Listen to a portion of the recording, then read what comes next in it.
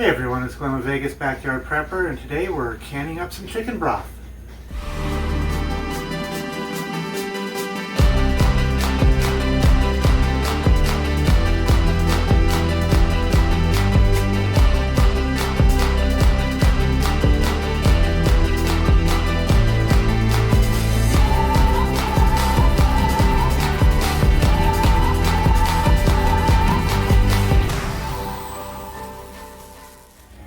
Okay, so I know we've done a couple of videos on canning before, but I figured we'd do another one, just kind of show everybody, especially a lot of our new subscribers. So we're going to be doing chicken broth. That it has to be pressure canned because there's not going to be really any acidity in what we're canning. So over here we've got the chicken broth. It was in the fridge till we were ready to can it, so we're heating it up, bringing it back up to temperature. This is our pressure canner. We're getting that up to temperature as well. Now there's some tools that you're going to need. You're going to need a good funnel. This right here, if you were canning, say, like potatoes or other items with, like chunky bits, like canning cubed meat or whatever, or green beans or something like that, there you'd get the air bubbles out.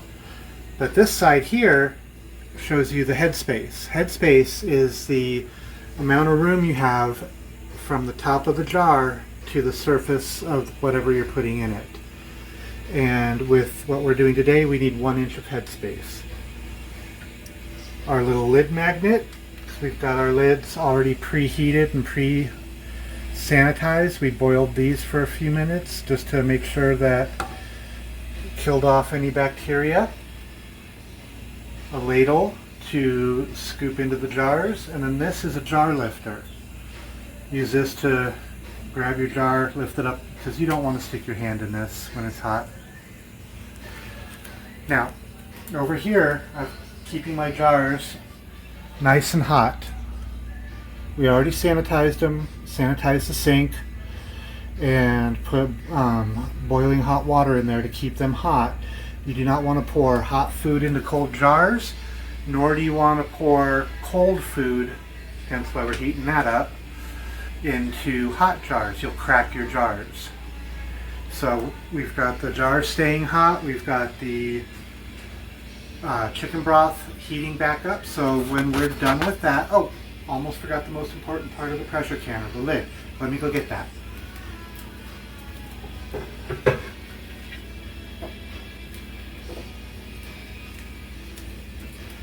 Now there are different types of pressure canners out there. The one we have has the pressure dial on top, so we can read what the pressure is on the inside. And don't mind this, we're going to be cleaning this up here in a minute. Water out here is really hard. But a couple things you want to make sure of. You want to make sure that, especially if you have hard water, that there's nothing blocking, because this is where you put your weight. Helps vent any excess pressure. And then on your seal here, you want to keep this clean. So after each time you use it, after the pressure canner cools off, pull your seal out and clean it. But when you go to use it, you want to get a little bit of cooking oil and just do, come in there. You want to do just a very thin layer of cooking oil along the entire seal. What that does is that'll help you get a good seal when you close up the canner. And you want to inspect everything every time. Make sure there's no rips, no tears in your seal. Once a year, you need to take your pressure valve. Most agricultural, what's the word? Most agricultural extensions can pressure test these for you guys. We go down to the university and once a year have them test it and calibrate it, make sure everything's working good on it. But this one's a couple years old, so we'll, after this season we'll probably be getting a new one.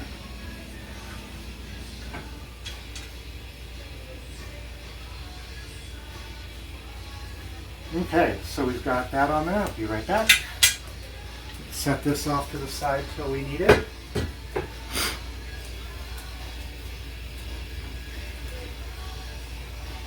So, looks like our pressure canner is just about up to temperature with the water boiling and everything.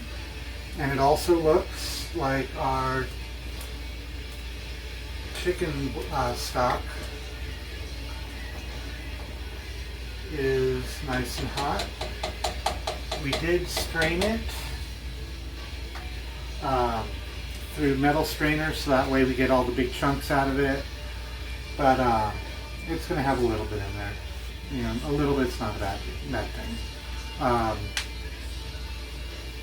Yeah, you can do that. I mean, you can chicken, you know, cut it up in cubes, throw it in the jar raw, and can it, and it cooks it in the jar. So this will be fine, especially since we'll probably have used all of it by the end of this year anyways. And today's June 1st, so. I'm going to finish letting these get up to temperature, and then we'll be back and we'll fill the jars and explain everything on that step.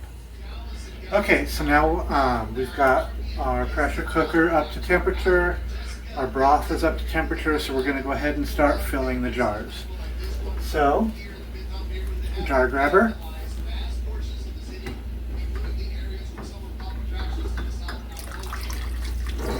Drain the water out. It's nice and hot. This is where the funnel comes in. Now we've got a little thing of vinegar right here. You'll see what that's for here in a minute, along with 2 paper towels. You can also use like soft cloth rags, whatever.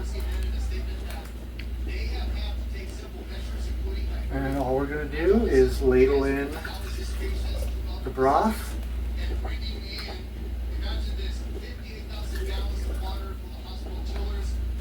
Until we get about 1 inch of head space. So what I do is I'll fill it up till it gets to right about here, and then we can check it, make sure we have our 1 inch.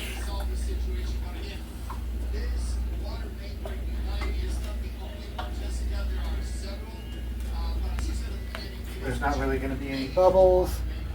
Okay, so we got a little more we can put in.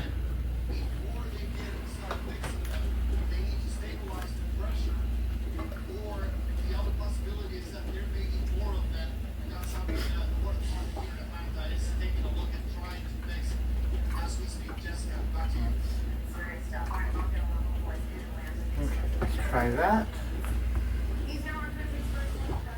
So 1 inch is going to be right here. So you set the edge right there on the edge of the jar, like that, and the bottom right here should touch the surface of the liquid. So we got a little bit more to go, just a few drops maybe. So it looks like our 1 inch is going to put us like right at the bottom of the funnel.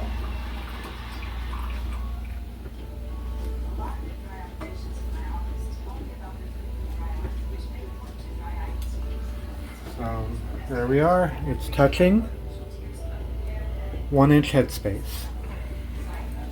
Now, this is where the vinegar, the 2 paper towels and the vinegar comes in. Take one of your paper towels or cloth or whatever, you're going to wet it in the vinegar and wipe the rim. That ensures that there's no food, no oils, nothing from the chicken broth on the rim of the jar. Then you take your other one, nice and dry it off. So now we're going to grab a lid.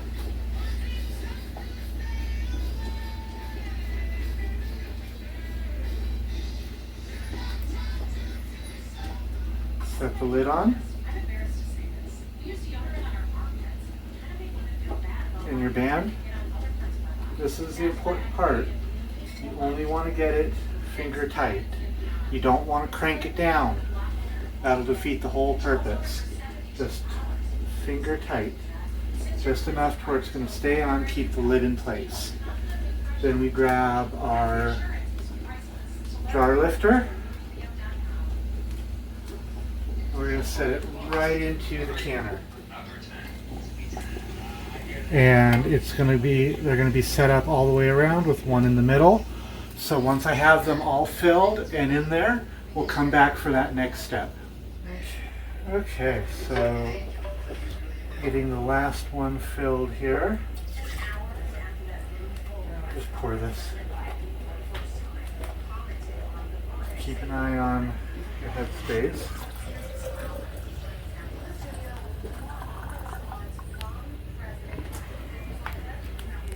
And looks like we are a little low.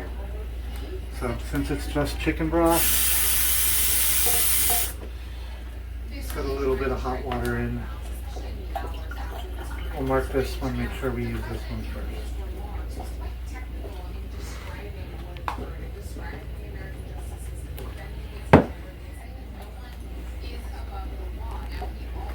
Okay, checking head space. Vinegar.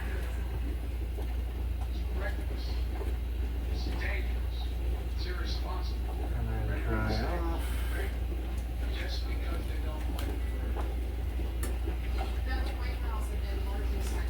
Get the lid.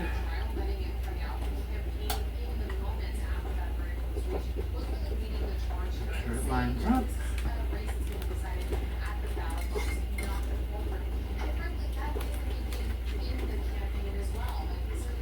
Okay, come on over here.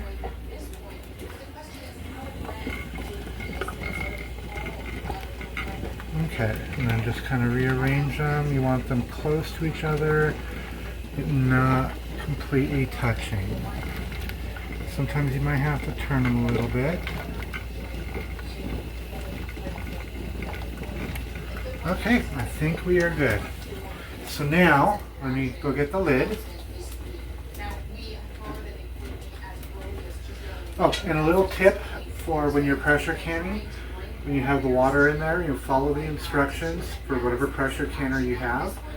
But if you have hard water like us, put like a shot glass or two worth of vinegar in with the water, and that'll keep the hard water from putting a film on your jars. So, now, got the pressure canner lid on, and we're going to close it up. You don't put the weight on yet. This here, you don't put that on yet. What you want to do is you want to let it boil, and out of this little thing right here, you're going to start getting jets of steam. So when it comes time and the steam is coming out, you want to let it get to where it's blowing nothing but steam for several minutes. No air, no sputtering, nothing like that. You want it blowing steam for several minutes. Then you can put the weight on it, and that'll allow it to start building pressure. So for this here, I would highly recommend following the Ball Book of Canning as far as elevation or anything like that. Here we're about 2,700 feet in elevation, so we've got to bump the pressure up a little bit. So if we were down at sea level, we'd need to have it at 11 psi. But where we're going to need to go up to about 12.5 to 13 psi, kind of right in here. So typically we just kind of try to keep it right in the middle between the 10 and the 15. So we're going to let this heat up, let the steam, if you look, let me see if I have something dark I can put in front of there. Don't mind the dirty pot holder. But if you look, you might be able to see some of the steam coming up already. So when that is a consistent jet of steam, then we'll put the weight on and let it build pressure. And we'll come back when it's at that point, except it takes a few minutes. Okay, so we're back. And I don't know if you can see here or not, but the steam is just about there where we've got a pretty consistent jet of steam coming out. Yeah, I need some coffee. So I think we are at the point now where we are good to put the weight on. Just like that. Now it'll start building pressure, and we want to keep an eye on it. You don't want to overpressure it, but you want to keep it at your target pressure the entire time. If it drops below your, if you get it up to pressure and it drops below pressure, you got to start the timer over. So with this here, with the chicken bouillon, we are looking at about 20 minutes once it hits pressure. So we're going to let it now, and you can see how the needle is starting to move up. It's starting to build the pressure. Once it gets to pressure, that's when we'll start our timer, and we'll let it go for 20 minutes, and we'll continue then. Okay, so looks like we are up to pressure, and it's actually going a little bit above, so I'm going to reduce the heat a little bit. Because right now we are at about 13.5 psi, so I really don't want to go much more than that. Now we start our timer. We're going to set it for excuse me. Yes, I day drink coffee even at 4:15 in the afternoon.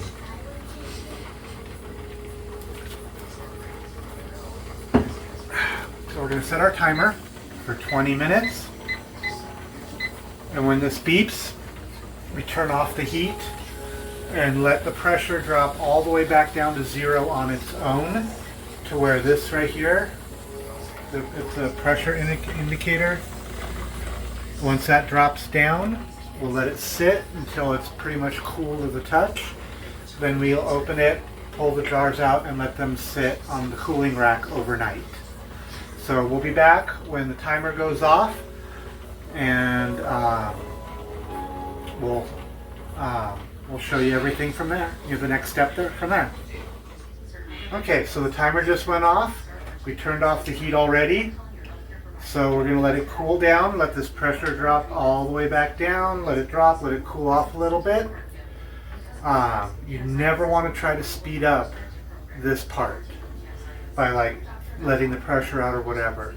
You will explode your jars. So you let it depressurize on its own. It takes some time. You're going to have to deal with it. As you can see right now, time is 4:37. So you'll be able to see the time when we come back for this next step to open up the canner. So once that's done, we'll come back, we'll do that, and we'll go from there. Okay, so the pressure has dropped all the way down. The little thingy here is dropped. So I'm going to remove the weight and just let it normalize for about 5-10 minutes, and then we'll open her up. Okay, so we let it sit for a while, let the pressure normalize inside with the weight off. Now we're going to open it. It's an important safety note: when you open this, do not open it this way towards you. Open it this way. Otherwise you're going to get a face full of steam and could possibly get burned. Okay, so we're going to open it this way. Watch out for the hot dripping water.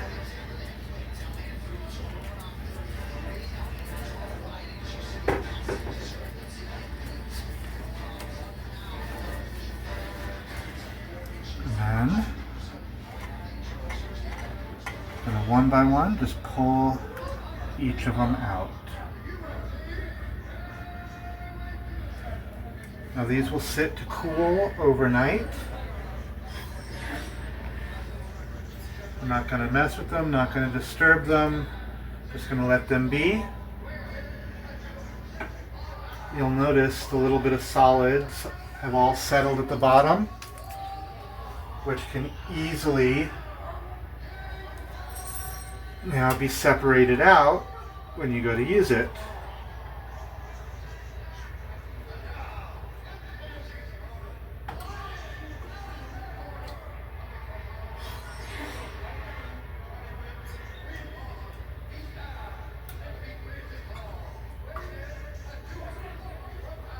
And we didn't really hear any pings, but it looks like each one of these have already sealed.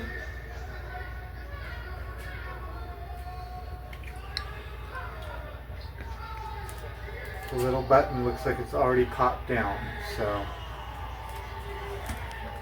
that's all there is to it. Once they've cooled down, so tomorrow we'll take our Sharpie, and I mean, you can put like a label on the side. Some people get like the water dissolvable labels.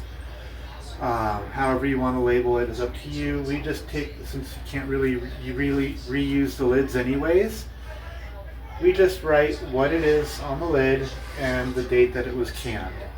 So if you come over and look, it's got blank space right there, and then right here, go ahead and get a little closer. Right there you can see where it's got like a little spot for a date. So we just use our Sharpie, write the date that it was canned, so it'll be today's date, and then we will write what it is on it, and then it'll go into the pantry with the rest. And now we've got 8 pints of chicken broth preserved that'll last 12, 18-ish months. So if you folks like our content, I know we haven't done a whole lot of the long form videos lately, but if you like our content, please subscribe to the channel. This is just a simple family channel. You know, there's no big production studio. We're in our kitchen. Okay, off camera to that side of me is a bunch of dirty dishes from breakfast and lunch this morning. So, you know, we're not some big production studio or anything like that. But please subscribe to our channel. Help us out. We're trying to reach 500 subscribers to start. Once we hit 500 subscribers, we do have a giveaway of a Zippo fire starter kit. So we'll randomly pick a subscriber, contact them, or we'll find some way to pick one of our subscribers, because we can't see the names of everybody who's subscribed to the channel. People have it as private. But you know, you can always message us. Once we hit the 500 subscriber, we'll start the contest, give you guys a way to enter the contest for the Zippo fire starting kit. But yeah, subscribe to our channel, show our channel to your friends, share our videos around, help our channel grow. You know, another thing that also helps, drop a comment down in the comment section below. If there's something you want to see us do, if there's something you want to see us talk about, well, you know, let us know. And then like our videos. That lets the YouTube know that people like our content and that, you know, we don't suck, which I hopefully, you know, we don't. But, you know, like our videos and share them with your friends. Help us grow. But we're going to be doing another prepper tip of the day here soon. We're also going to be doing some more long form videos as well. So until then, that's going to be it today for Vegas Backyard Prepper.